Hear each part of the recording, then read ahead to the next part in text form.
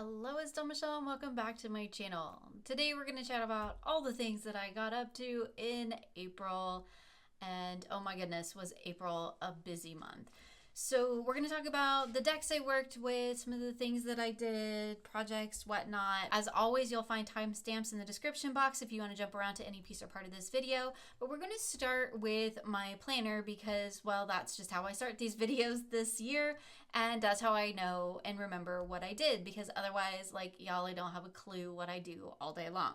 So let's go ahead and jump in. We'll do a quick flip through. Now this is my Hobonichi. It is a planner / tarot journal for me now. So we're going to be seeing some of my tarot journaling in the planner portion of my video, because all these things have kind of just blended into each other now into sort of one multifaceted practice that kind of just weaves itself in and out of my life. So we'll start here with the weeklies, and I'm pretty sure I recently did a sort of planner catch-up video where I talked about like how my planning has kind of evolved over the first 3 months of the year. And the biggest thing that has happened is, particularly in April, is that the weekly pages have really become the planner section of my planner, and the daily pages have really become just a journal at this point. So I'm no longer planning at all in the daily pages. That's all happening here. The daily pages have just become place for journaling or tarot readings, and I'm pretty sure that's what I did all throughout April. So this is just kind of a week at a glance and how I go about my days. Everything is color-coded in alignment with my Gamify practice. I did talk about that in an update video, so I'll leave a link for that below if you want to see how that whole process goes. But that's what all the different color coding is for, so I know what I did when and what task in my Gamify that it relates to. This makes it really easy for me to go in and update my Gamify. So some of the fun things that I got up to throughout April, and I've started including kind of some pictures as well. If you look at past, like look how much this has changed. I know I already did an update video, but like this is a big difference between this and this. So I feel like I've kind of found my groove, and we'll see how it goes moving forward, because like this is constantly an evolving practice that just changes as my life changes. But I did end up, putting in some fun little picture things, a couple exciting things. I went to a D&D night with my husband and his D&D group. I also did some recording with them for an upcoming project that I'm working on, and that was really fun. I did have to skip my game with Lisa, and like we really missed our girls that game, but it was fun to get to hang out with the guys. I got to sit in on the game, and I played basically a character it's a barbarian, but he's basically Andre the Giant from The Princess Bride, so that was really fun. I did almost get him killed, but not quite. Truth be told, I've never played a barbarian before, and all I wanted to do was say I would like to rage, which the poor DM probably got tired of me saying that, but it was so much fun. Anyway, that was really fun. We had a great time. We went out to eat, played D&D, went to the game store. I did a little haul member live thing, showing all the stuff that I got from that. I've also been kind of just recording in here some of the music I've been listening to, some of the movies that we've been watching and shows. Doctor Who is back, and Last of Us is back. Two really big things, because I absolutely love those shows. Doctor Who's like a longtime favorite. I am loving the new Doctor, but like as we go into here, I have feels about who I think the next Doctor should be, and I made like a little post about it just for fun. Anyway, that's neither here nor there. Love me some Doctor Who. Moving into the next week, I did record kind of some of the books that I have been reading as well. I did finish The Morgan, The Celtic Goddess of Magic and Might by Courtney Weber. I don't think I've been putting... I do have a book section. Oh, I did put it in there. Look at that. So I've been recording it in multiple places. I think I have another book that I need to put in here for March, because I'm missing my March book. So I have January, February. I need to put March in here, and then I have April. And anyway, I've been recording some of that in here. Anytime I played games, all the things I had going on.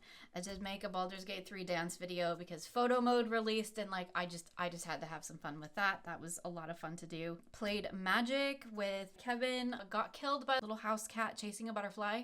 That was super fun. Killed all my vampires. The little kitten legit killed all my vampires. It was fun though, and we had a great time. It was also, we had some birthdays. I had some chats with some friends. Kevin and I did some things, played some games. Like it was fantastic. It was a great little week. I'll be honest, this week, not great.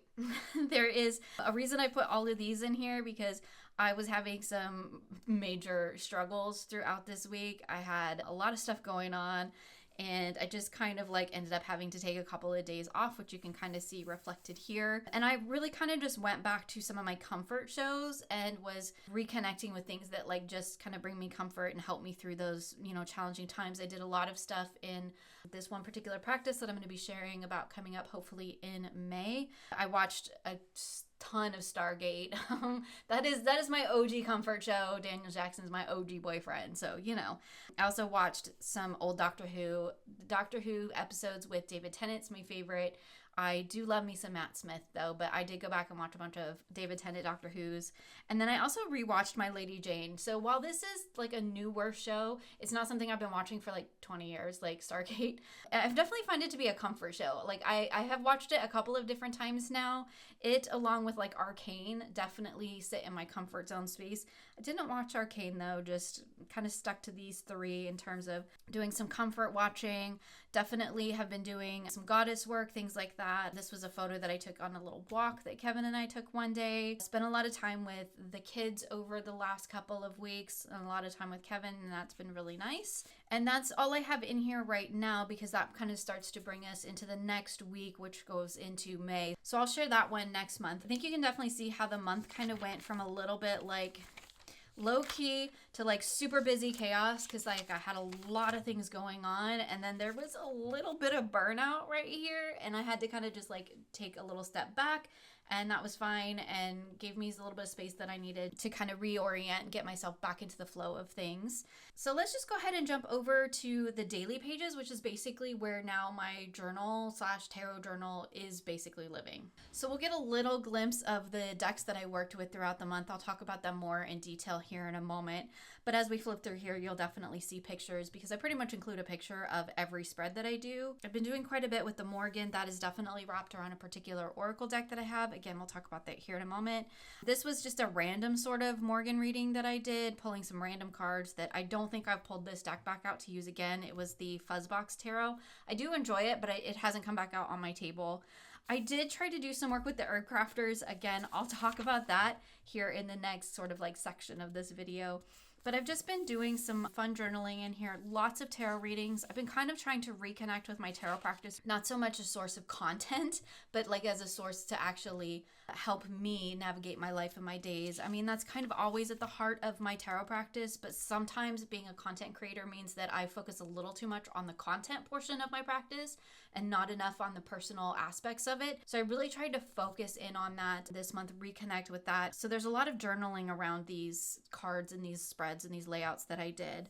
Here was another Morgan reading. I have my Wild Magic. So kind of throughout this month, it's been doing my Morgan work on Saturdays, and then my Wild Magic, which is kind of like my self-care practice now, on Sundays. So I was pulling cards around that.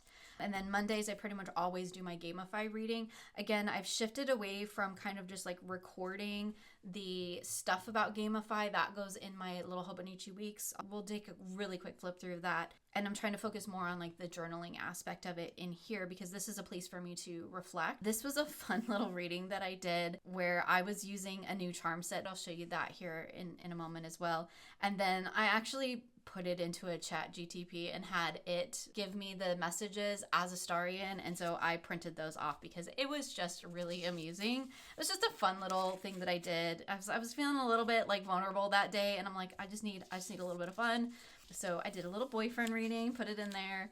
It's little comfort thing. Here we have another Morgan reading. You'll see a lot of those throughout this month because I did a lot of work with the Morgan.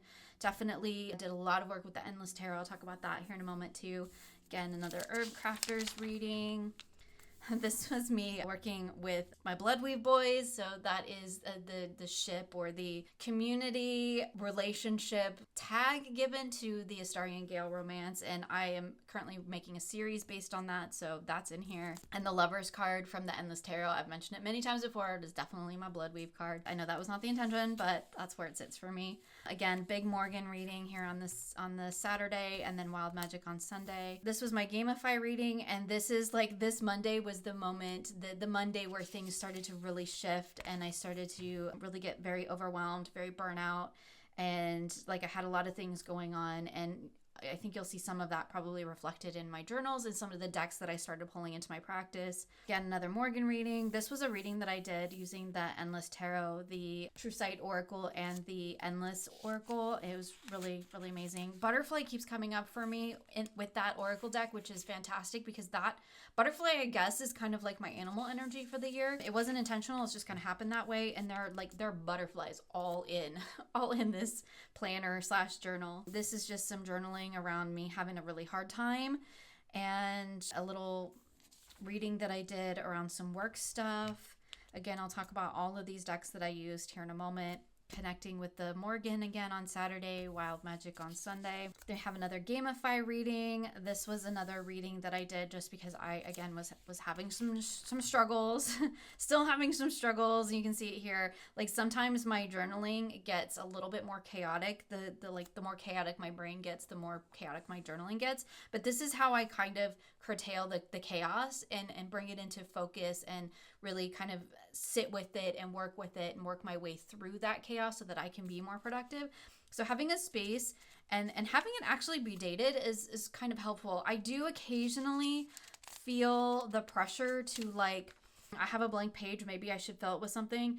But in those cases, like I do readings almost daily. So it's really easy for me to fill these out daily with readings. But if I don't do a reading or if I'm pulling cards that I don't necessarily want to journal about, then I can just use that space to journal in general or to do whatever. Like there was one day, like the blood weave one, right? That had nothing to do with anything. That was just me. I took the day off to play. That was literally the thing I put in here, and I just printed off some screenshots and the one card that relates to it. So it doesn't necessarily have to be like deep reflective work every time. Sometimes it's just for play, and I've really been enjoying that. So yeah, it's been really great. I'm going to leave it here because again, we're going to start moving into May pages. So again, this was my Wild Magic from Sunday, and then this was my Gamify for the week. So the previous week moving into the next week, and that's the last page I'm going to show you in here. So that's kind of how my planner / now which is basically just a journal, and I do actually really like having them together in one book. I've kind of gone back and forth about whether or not I want to move my tarot journal like back into a journal, but I like having the ability to sometimes I just journal like this and sometimes it's a tarot reading. And I do like having kind of those structured practices where like every Monday I do my Gamify, every Sunday I do my Wild Magic, and every Saturday I do my wisdom reading. That just makes sure that I'm connecting with those practices at least once a week that I want to be really focusing on. And then to have this just be like my planner that kind of just stays open a lot of the time on my desk, and I can just fill in, schedule things, and have that as the actual planner portion, because like it looks busy, but like my life is really not that busy. I don't need to like hyper plan everything. I do sometimes, but I don't need to in order for me to be functional. So just having this one spread works really well for that. And then I love having the extra pages in the back to just do whatever I want to do that particular day in that space. Oh, I did say I would share real quick my quest log for my Gamify. I will just take a quick flip through this. I've not filled out the April calendar yet, so we'll just take a real quick flip through the weekly pages. This is basically where I record my points and my reading. I did do a full video sharing how this is going, little update over the first quarter, so I'll leave a link for that below if you want to check that out.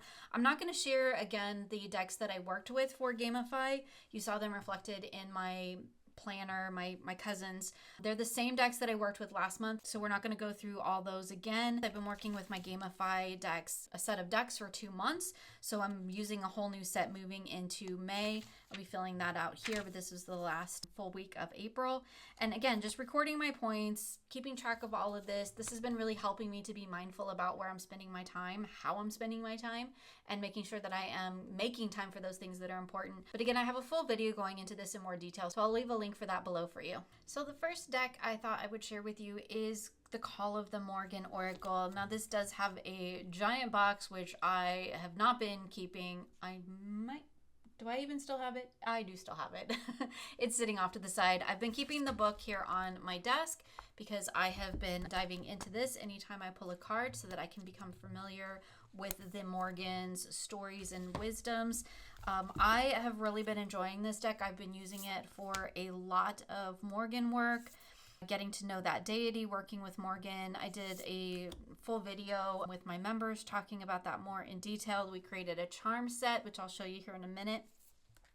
And it's been really interesting because I was not expecting to begin working with the Morgan. It was just, I saw this artwork and I really liked it. Something about the art style itself called to me. And then it turned out that it was actually kind of a call from the Morgan as well. So I've been doing a lot of work, doing a lot of study around Morgan energy, and it's been really great. I've really been enjoying it. I've been pulling this deck out multiple times throughout a week. Sometimes I pull a single card. Sometimes I pull a card with other tarot. And I've discovered that the Morgan really likes the Endless Tarot. We kind of have a little bit, it's going to sound funny, but we kind of had a little bit of a discussion about it because this deck really wants to read with this deck and they work beautifully together. And anytime I throw any other deck with this one, it just doesn't feel like it clicks quite as well. But also this is my BG3 deck. So like we've kind of had a little bit of a fight over the deck. That sounds really funny when I say that out loud, but hopefully if you're watching my channel, you'll probably know what I mean. Anyway, it's been really fun to get to know this deck. There's still quite a few cards that I have not pulled, so I'm going to be continuing to work with this deck in my practice. I've been doing the Morgan work as part of my wisdom in my Gamify, so part of my spiritual practice. I have been doing dice casting with it, so these are currently my Morgan dice, and they're just some basic liquid core dice that I got off Amazon. There's some sharp edge. They kind of have like a little blue and pink sparklies that kind of match the back of the card a little bit. I really enjoy working with them. I do use these specifically for Morgan, so these are kind of like her dice now. That's definitely something that I've found over the last year or so with doing the dice casting. And if you're interested in finding out more about dice casting, that's a system that Lisa and I created together. We both have videos on our channel. I'll leave a link to that below for you as well. But in addition to the dice casting, I also wanted to do some charm casting with Morgan. So I created this charm set, again, did a video with my members talking about how I work with charm casting. And then I created this set on camera with them. But I've just got some things in here, like some little crows or ravens. Each of these have kind of significance to me and how I work with them. I have some little daggers, some little skulls. Again, lots of raven crow energy, some skeletons, some moons, things of that nature. These are all things that just for me personally relate to the Morgan, and then I cast with them. Oftentimes over the top of my cards, over the top of full tarot readings, and a lot of times I also use that in combination with dice casting. So I'll have oracle, tarot, charms, and dice all in one huge robust reading, and I've really been enjoying it. It was such a fun process to put these together. My charm sets are usually like a work in progress. I'm always refining them, always adding new things to them, and so that's been really fun to do. I have also been working with the Endless Tarot quite a bit, and as I said, this deck really seems to love this deck. It's kind of the only one it wants to read with right now, and that's totally fine. So I've been using the Endless Tarot quite a bit in my practice this month. In fact, all of these two decks, these two sets of dice, and these charm live in a little tray right here on my desk. So they are always out and available to me, and that's been really handy to just be able to grab and go. I absolutely adore this deck. Now, this is a prototype of the Endless Tarot. It fully funded on Kickstarter. I'm pretty sure that Eric will probably have copies available after the Kickstarter completes. I did, of course, back a copy of this as well because now the Morgan has claimed this one. So that's totally fine. She can have it. It can be hers. And I pretty much do all of my readings with the Morgan with the Endless Tarot as well. Something about this deck just really works for that energy for me. And then when my Kickstarter one comes in, that will probably become my BG3 deck because that is also an association I have with this deck. So sometimes I just have to have multiple copies of a deck because it has different functions and each copy has its own function in my practice. I absolutely love this deck. It is such a gorgeous reader. I am just so in love with the interpretations of the tarot within it. I think it's a beautiful deck. I think it's really smart. I love the way it reads together. You can read it in like a story. I did a whole video just giving this deck a play, did a one-shot with it. I have also used it with Eric's other decks, so the Endless Oracle and the True Sight Oracle. They all work beautifully together. But this has been like a staple in my practice this month. I have also been using, so when I'm doing Morgan readings with it, I use Morgan's dice. But if I'm doing any other type of reading with this deck and I'm incorporating dice casting, I've been using these dice because I think they just, I don't know, they just work really beautifully. This is the Vox Machina set from Critical Role. I really enjoy their dice. I think they cast really well. But so this is the set that I use if I'm working with this deck and I'm not doing specifically Morgan work. But just while we're here, let's just take a little flip through of these just so you can see how they work together. And I don't know, maybe you'll see what I see, maybe you won't. But for me, these decks just really speak very profoundly with Morgan energy. I love using them together. They kind of take me into this beautiful fantasy world, but I can always see where the real life applications are.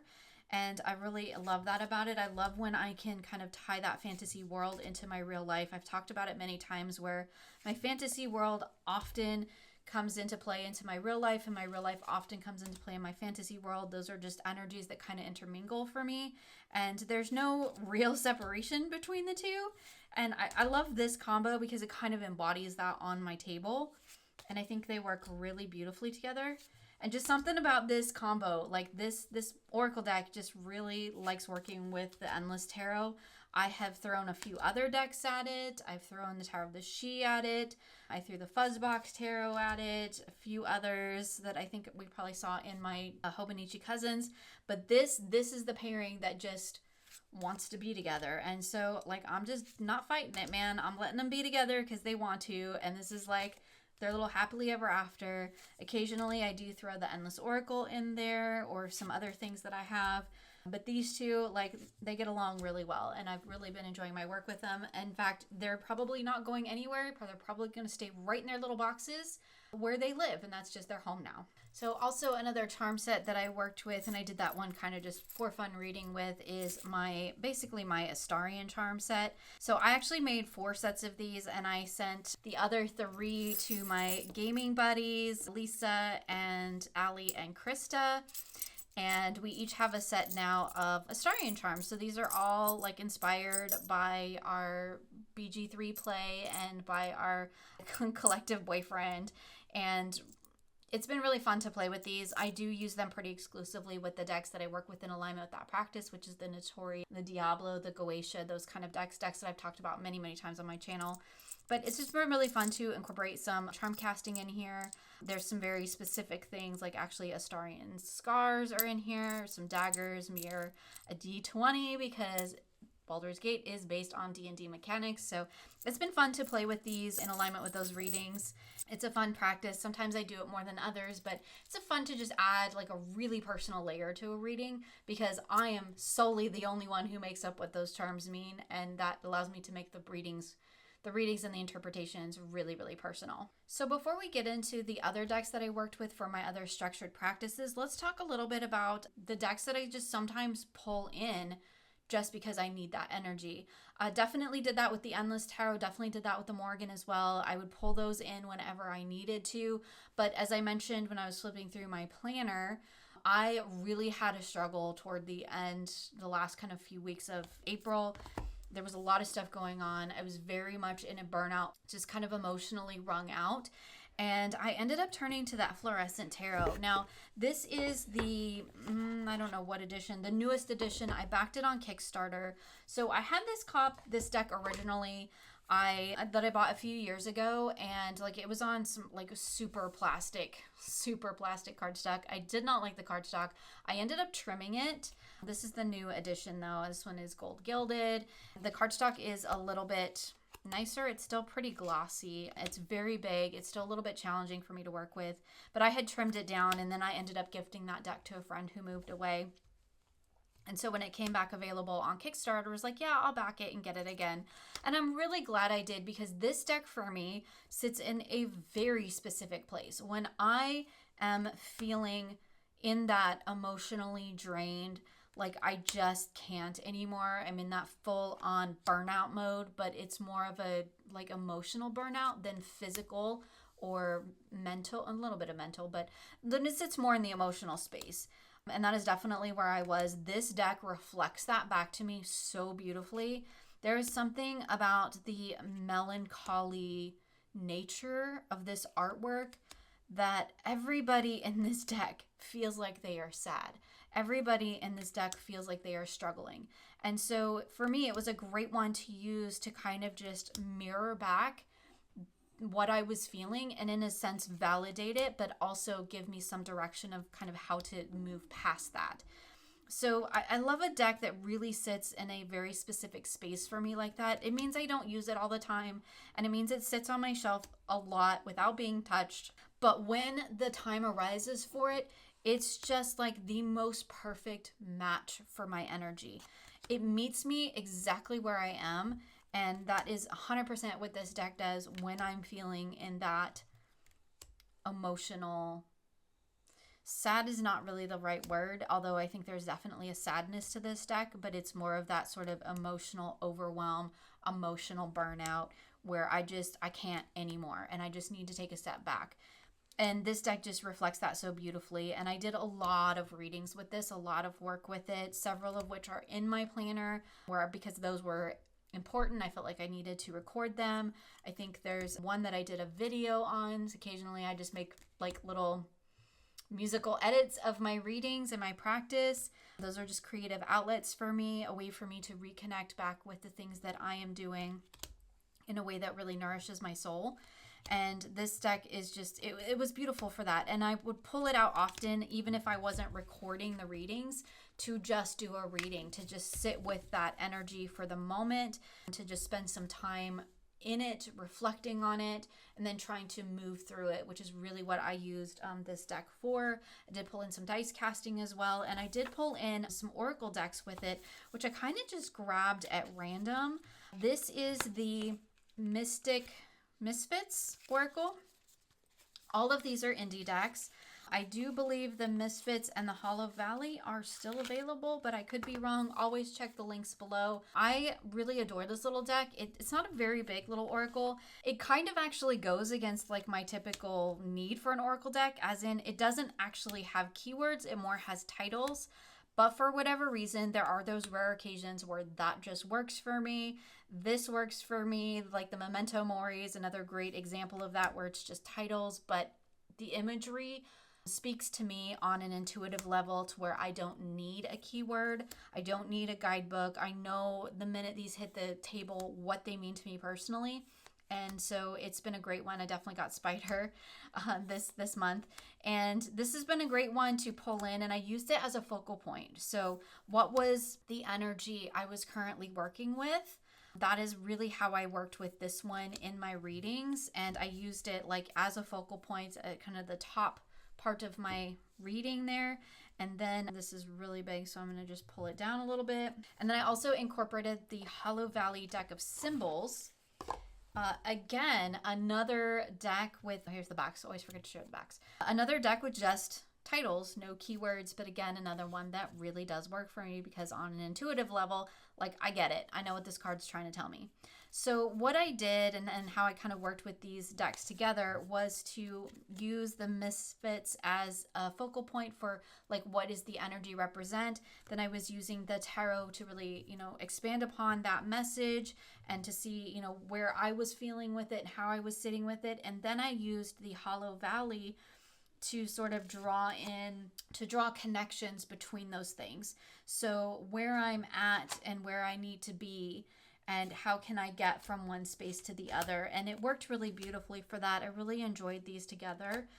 It really created a nice little reading that reflected back what I was feeling, but also gave me a way to sit with it, explore it, and then move past it. And that's really, I think, key for me when I'm working with decks like this, is I need to be able to find a way forward from that space. So while it's great for the decks and the cards and the readings to reflect back to me how I'm feeling, I need to know what to do with that moving forward. So I really enjoyed these. They kind of held that space for me. Definitely was a time and place sort of energy. It was a great little combo of decks to help me kind of move through that space. and kind of just show me how to sit with that uncomfortable energy and then work my way beyond it so that I could continue to do the things that I needed to do, because I can't sit in this. This isn't productive for me. This perfect example. This Nine of Swords is not productive for me, but I was sitting here quite a bit.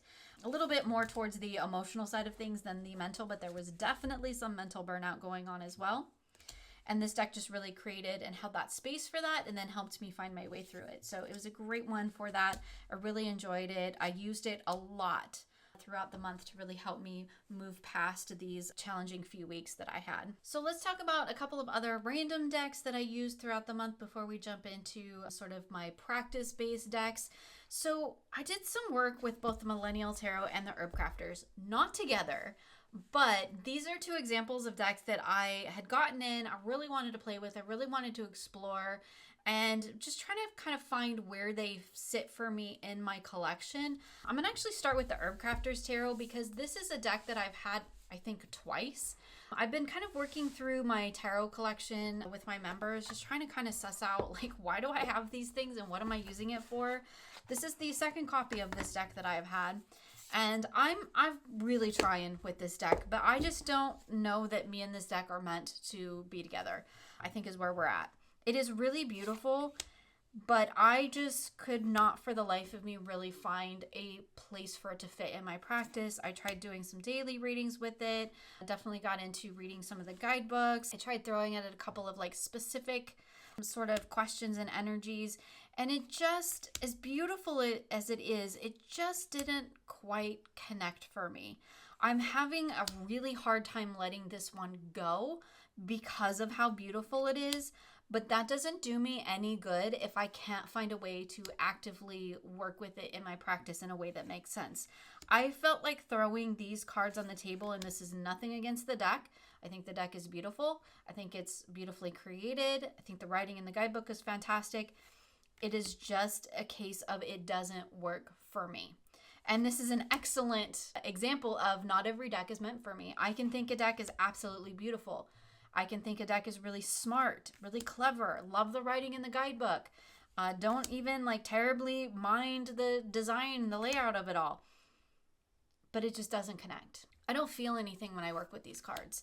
And tarot for me is very much a felt experience. I've come to realize over the years, like I have to feel some sort of connection to the cards, to the decks that I'm working with. It doesn't necessarily need to be, you know, a really evocative experience, but I need to feel something. And this deck just doesn't make me feel anything. Like I appreciate it's beautiful, but there's no personal connection for me here. And I think that because working with herbs in this way, in the way that it's depicted on the cards, is an absolute no-go for me. It's like when I come across a lemon card in a deck. I'm very allergic to lemon. So when I come across a lemon card in a deck, I have a very negative response to that, whereas most people don't, but that's a very me thing. And I think for me personally, this deck kind of embodies work I can't do. And I thought that maybe having it in card form would allow me to kind of explore that a little bit, because I have a ton of botanical decks and I love working with botanical decks and plants and herbs and all of that in card form. But I think because of the illustrations and because of the way that this deck is presented, that it almost reflects back to me the thing I can't do. Because of all of my very severe allergies, I cannot work with most plants, most herbs, most oils. Like essential oils are definitely a no-go for me. I have to even be careful with like lotions and candles and things of that nature. And so this is a very, very me thing. But when we're looking at decks and talking about decks that we work with in our personal practice, like they can be the best deck ever and they can be beautiful and full of nuance and meaning. But if you can't make a personal connection to that meaning, to your life, then how's it supposed to work for you? And I think that's the case for me. I think that's kind of where I've landed with this deck. As beautiful as it is, I just don't think it's meant to be in my practice, because it's very much shows actively working with things that I cannot do. And it's just kind of a reminder that I can't do it. But more than that, I think it's more of the case of I don't know what that's like because I can't do it. So I can't make a personal connection to working with herbs, laying out flowers, making essential oils. I can't connect to any of that. putting stuff in your bath. My skin would have an absolute revolt on me if I put anything in my bath water. And I know because I've done it before. So I think that that's really where I'm at with this deck, which is such a weird and very, very me thing.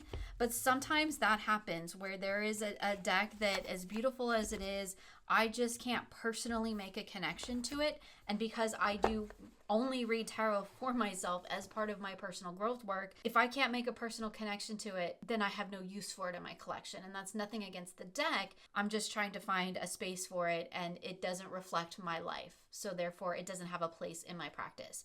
So I think that's where I'm at with the Herb Crafters. My second time around with it, but I think it really is time for it to go because it just doesn't connect. And I did try pretty hard this month, but it just wasn't there. And I have plenty of other decks, so why am I going to force it? Okay, another deck that I worked with this month was the Millennial Tarot. Now, I saw this deck, well, I've seen this deck around many times. Danny's had it, talked about it, but I got to actually play with it when we went to Florida. Y'all, I have rage moments about boxes like this, though, because I think this is the worst design of all the boxes, because this. How am I supposed to get this out? Like, this is me being super dramatic right now. But, like, you have to take the book out in order to even get the cards out. And, like, I don't want to have to get the book out every time. So, I just think this is the absolute worst design. It looks cute, but it's in practice, in use, it's terrible. And I have another deck that I just bought that has a box like that. And I cannot stand it. Cannot stand it. Anyway, box rage aside. Now, this is, like, I'm not a millennial, y'all. Like, I'm not a millennial. You know, I was born in the 70s. So this is a little, like, beyond me in that sense. And some of these things, I feel like they don't connect for me because I'm not, like, of that generation, I guess. But overall, I really like this deck. I love the little key phrases at the bottom. And this is another one of those decks that I really enjoy the thought of, the structure of. Like, I really appreciate it. I think it's really smart. The artwork is not really my favorite, I'll be honest. I don't like the colored border. Like, there's a lot of other things about it that I don't particularly like, but I think the deck is really, really smart. And I really like the key phrases down at the bottom, like the protest organizer and lockdown and on edge. Like, there's just, can't even. I mean, they're just so good. They're so good. Sugar daddy. It's just, some of them make me giggle, and that's great.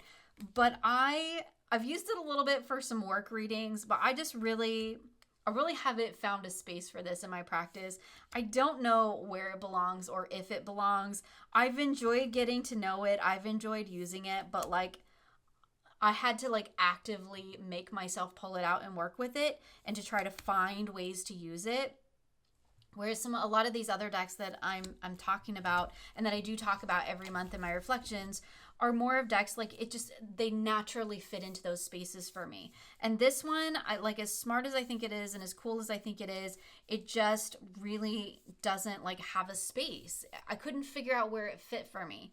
And it's clever and it's fun, but, like, the fool is the millennial. I mean, it just, maybe I'm too old. Maybe that's where we're at. I am too old to have the Millennial Tarot because I'm not a millennial. I do not know. But I think it's really smart. I really enjoyed it. But I think it's one of those decks that it was just like, I had my time with it. I tried it out. I played with it. But I don't think ultimately it's probably going to stay in my collection because I just don't really have a space for it. It doesn't fit well enough into any practice that I do to where I feel like it's going to earn its place. So I got to experience it. I got to play with it. That was great. But now it's probably time for it to move on because I have other decks that fit other spaces for me better, like the ones I used in all my other practice. So the next little selection of decks I have were decks that I used in my wild magic practice. So that is kind of like my self-care practice that I do every Sunday. And those prompts are all in my Gamify. So I do have this whole list of 100 prompts. It's available in that video. Like, you can just download it and use them for your own personal use. Every week I roll a D100 or my D10s to get a D100. And whatever number comes up, that is my prompt for the reading.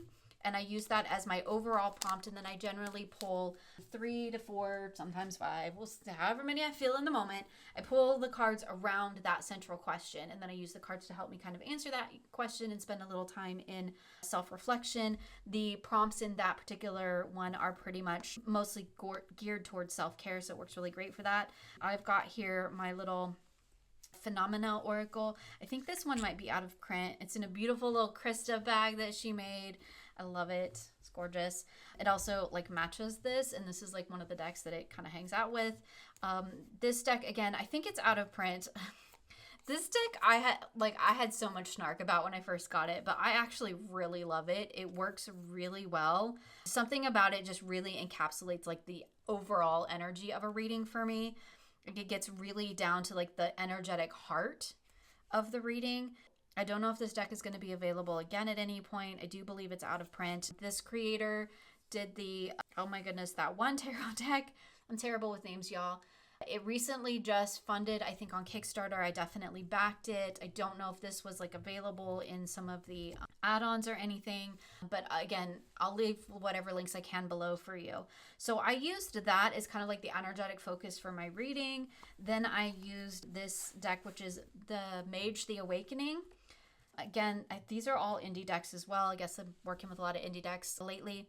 This deck actually is based, I think, around a game. And it does have 4 different artists to it, which sometimes is a turnoff for me. I really don't love the whole like multiple collab deck thing. Most of the time I don't think that works very well. This one, because it's only 4 artists and I feel like they're pretty compatible, it works pretty well for me. This just totally has the gamer vibes. You will probably recognize that one of the artists is the same artist as the Shadowscape Tarot. And it's a really fun one. I really enjoy working with this one. It's got sort of like a game vibe to it for me personally. It's a little bit like the game world meets my real life, and I really love that. It's a beautiful little deck, and I was definitely using it to help me kind of gamify my self-care a little bit and just kind of like dig into like, what do I need to know today?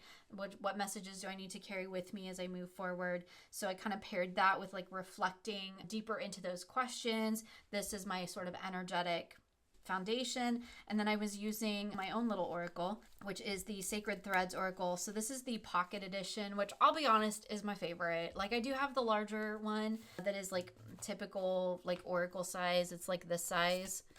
But like, I'll be honest, I rarely get it out because this one is just so handy to like have on hand and then to just throw into my readings. And it's my favorite. So it's the one that I keep out. Obviously, I made the deck, so obviously it's gonna connect for me personally. But what I used these for in this little reading here, in this little combo, was to kind of like punctuate, or maybe to like have, maybe a better way to put it is like a wrap-up message, a takeaway. But I kind of like use it as like a punctuation. So I think of it like as like a comma. It's like a comma among all these cards. And it's just a great one for that. I really enjoy working with these decks together. Sometimes, you know, they aesthetically go together better than others. But the messages are always usually pretty clear, even if they aren't aesthetically like the best match. So like here we have wind. And we have this like 8 of Swords here in the middle where she's like all bound up and like maybe she's like not letting the wind, you know, blow by, not letting things move past, getting bound up in them instead. And then we have the compression card over here, which the compression relates to the black hole, which kind of just sucks everything into it and it just compresses it down. There's a lot of challenging actual work in these decks together, which is really interesting. So here we have like decompose, so kind of like letting things go, Wheel of Fortune, connection. So this one more about like change, letting things die, letting relationships go by way that they need to and not kind of forcing that, just letting it be. So yeah, it worked really well together. I really enjoyed these. I did occasionally pull these out just for other readings beyond my sort of wild magic self-care readings. They worked really beautifully together. And sometimes if I was just feeling like I needed to kind of get at the heart of whatever was going on, I would pull this out. So like we have the Queen of Pentacles. That's my personal significator. She's beautiful in this deck as well. We have the Tsunami and then the Beacon. So like feeling like there is this rush of everything that's just going to kind of come and overwhelm me, but know that like I need to look past that. That's just temporary. I need to look beyond that. There's going to be light at the end of that.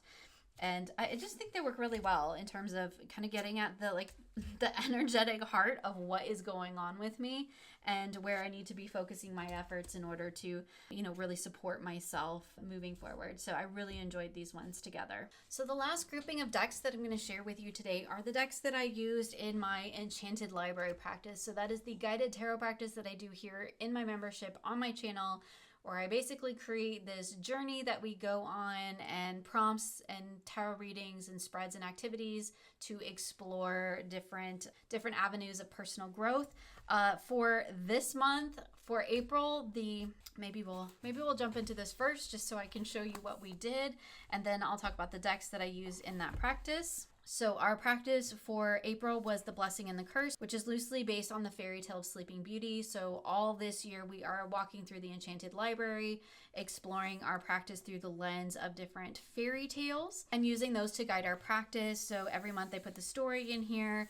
I have started creating stickers for everybody. So along with the PDF that takes you through this whole practice, you also get the PDF with stickers. So you can print those out, put them either in your paper or your digital journal. We roll our D20 for an archetypal energy to carry with us through the month. April was Temperance. That was a really interesting one, looking back at everything that was going on in my life. So each week we have our main question, we have some card pulls, we have some spreads, and then we have an activity or what's called the enchantment that sometimes incorporates dice or activities, kind of the interactive portion of the process. So you can see here is my first week, where our question was, where in my life do I feel the need to pause or step away for allow for inner growth?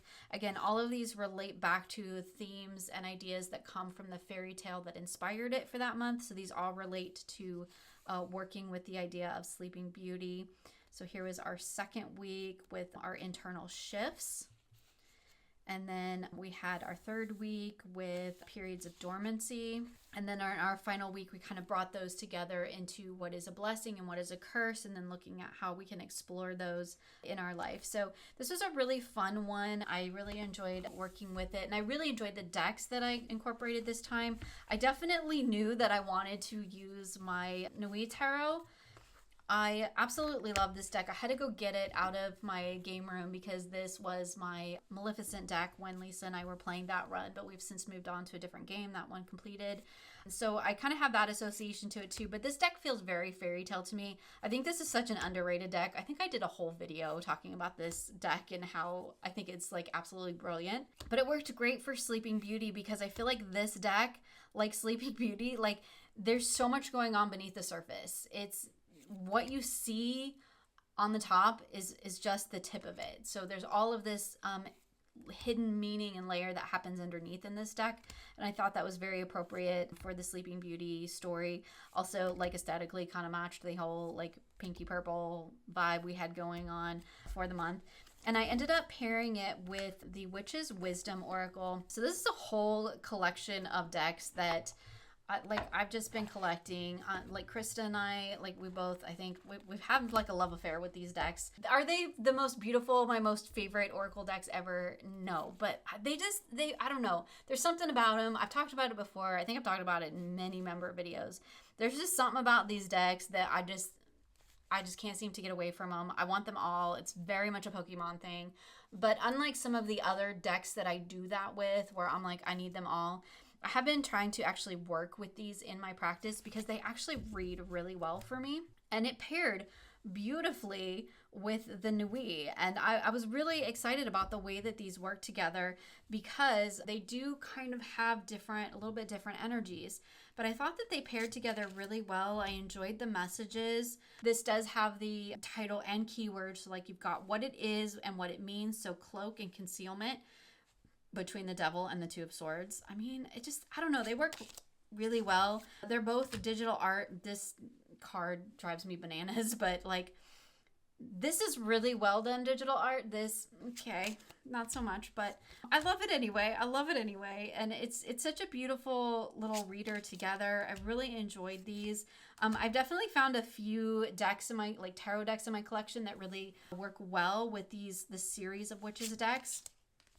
And I'm definitely finding their place within my practice. So that's been really great.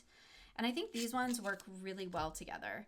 So I definitely use these as my primary decks for my library readings for the month.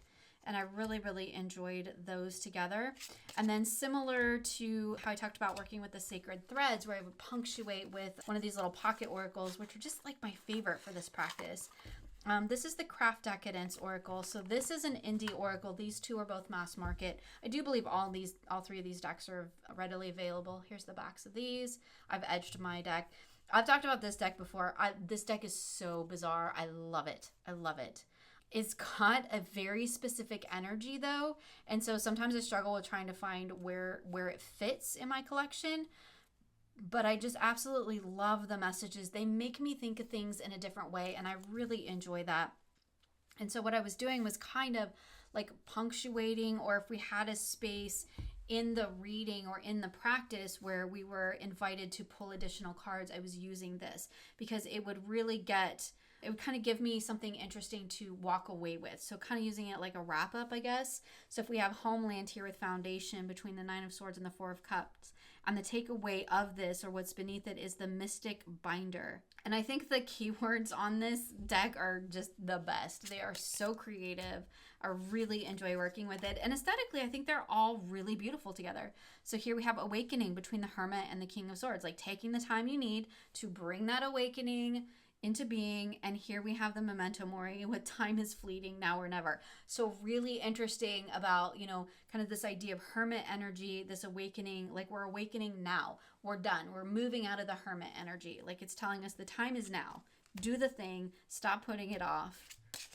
I think they work really well together.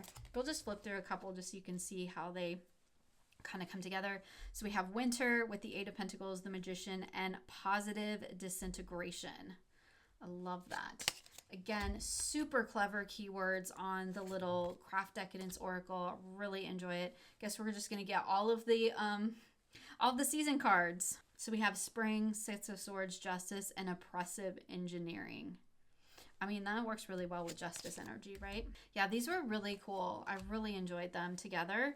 And I really enjoyed using them in the library practice, but I did also occasionally just throw these out. Like I just wanted to do a reading or just kind of sit with this Sleeping Beauty energy of like what is waiting to come to fruition within me, what's waiting to awaken, what am I ready to bring out into the open, and then working with that energy with these cards. This is great. Passion between the Tower and the Chariot, and Exact Science. That sums up my month really well. It was a super tower month, but there was a lot of forward motion, definitely tapping into the things that like really specifically helped me get through the month. That's great. Power with the King of Cups and the Queen of Pentacles with Idealized Tragedy. I mean, how great is that? Like these two, if they were like in a relationship, it would be a very tragic relationship that would not go well together. That's pretty dang funny. These cards give me great jumping off points for storytelling as well. I really enjoy them. All right, this will be our last one. So we have Rebirth, because I think now we've gone through all the season cards. Rebirth with the Page of Swords, the Empress, and Hallucinated Vision. Love that. So there you have it. Another month in my practice, in my life, planners, journals, tarot, all the things. As always, you'll find links for everything I've shown here in the description box of this video. I hope that you had a wonderful April, and I wish you many blessings moving into May.